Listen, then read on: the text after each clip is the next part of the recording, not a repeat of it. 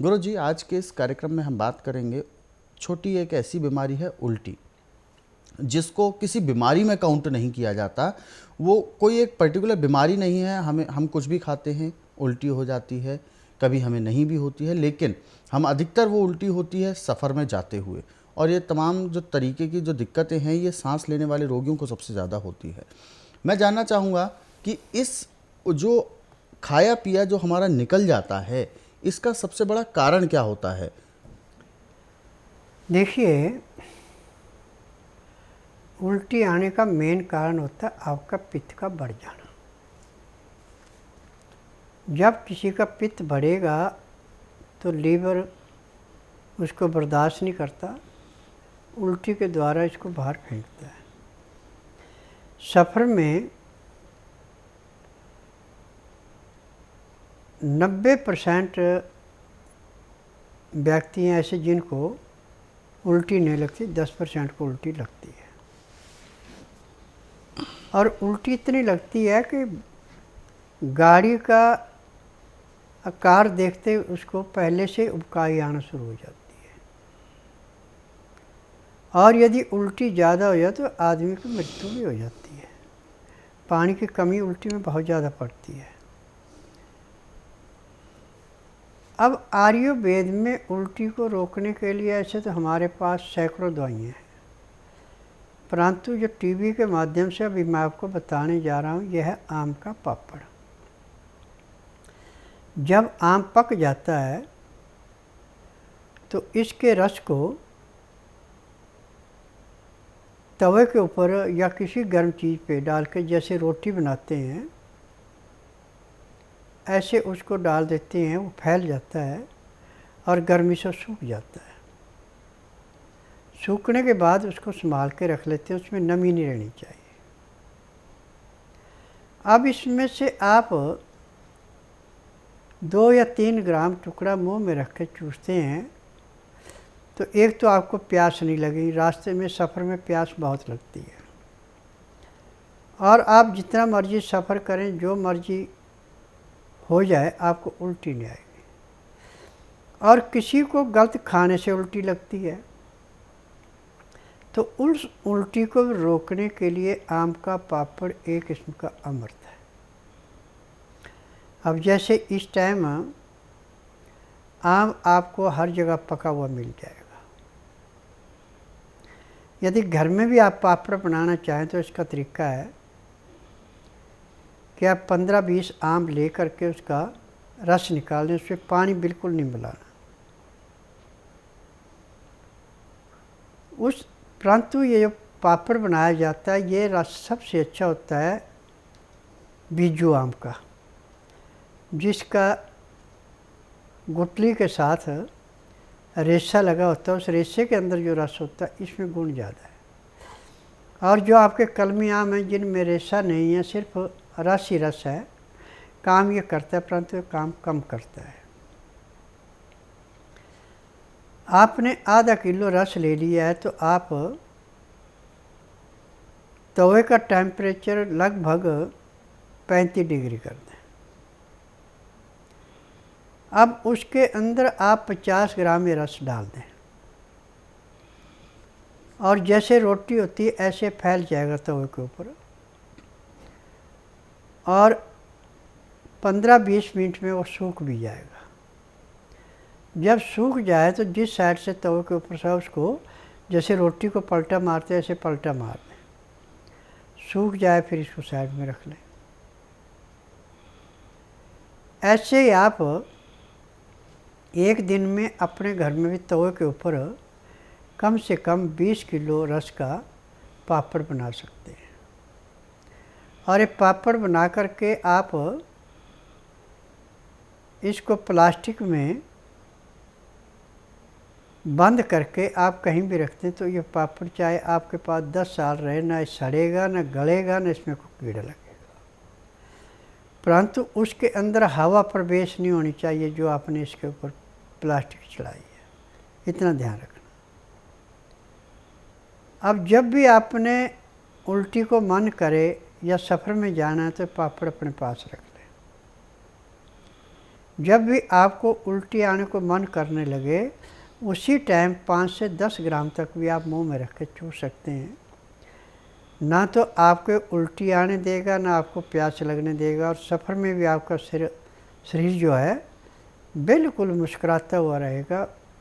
चेहरे पे किसी किस्म की उदासी नज़र नहीं आएगी। परंतु आम का पापड़ बनाने में आप समर्थ हैं और आम का पापड़ आपको मिल नहीं रहा, फिर आपको शहद लाना पड़ेगा। शहद के अंदर नींबू का रस और अदरक का रस मिला दें।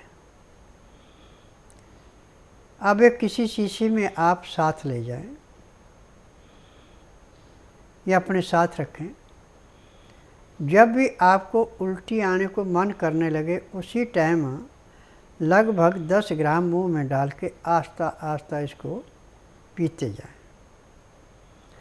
जैसे गले से नीचे रस उतरना शुरू होगा, आपका जो उल्टी को मन कर रहा था वो बिल्कुल शांत हो जाएगा, उसमें कोई किसी किस्म की तकलीफ नहीं रहेगी। ये एक कार्य बहुत ही पावरफुल है, बहुत ही अच्छा है। ये बच्चा बूढ़ा जवान कोई भी इसको आजमा सकता है।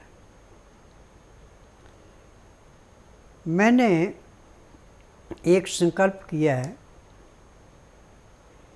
कि टीवी के माध्यम से वही नुस्खा संसार को बताना है जिसको मैं लाखों रोगियों पे आजमा चुका हूँ। मन गढ़ंत तरीके से कोई नहीं बताना।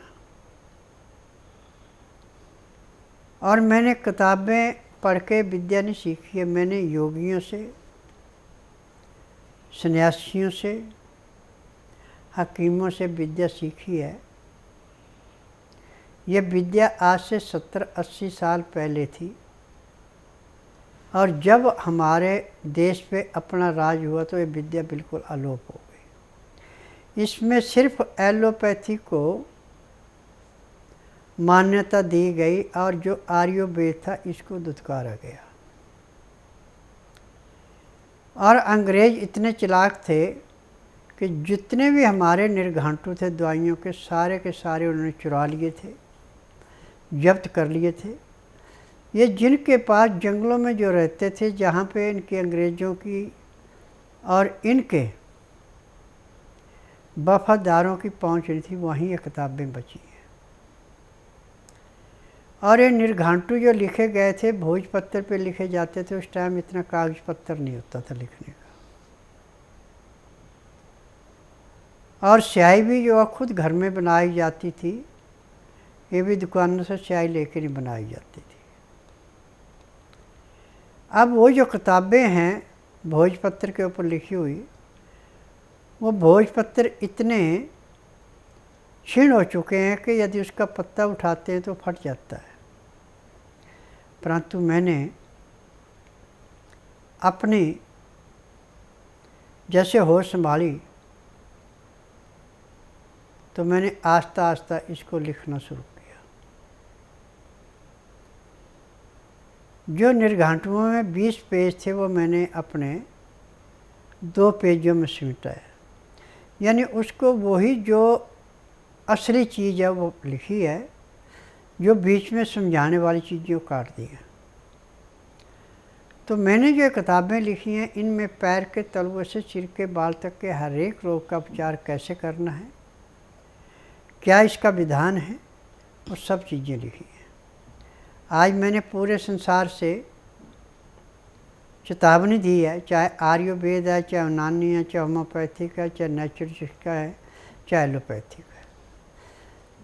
जिस रोगी का उपचार करके आप थक चुके हैं, जिसका उपचार करने में आप असफल हैं, उस रोगी को आप बुधवार छोड़कर गुरुवार से लेकर मंगलवार के बीच में मेरे आश्रम में लाइए। जिस दिन आश्रम में लाना उस दिन रात्रि 10 बजे तक खिला पिला के दातन कूला करवा के बड़ी इलायची उसको मुंह में चूसने के लिए दे दें। सुबह 9 से 10 के अंदर उसका नामकरण कराना। 10 से 12 में नाड़ी परीक्षण करूँगा।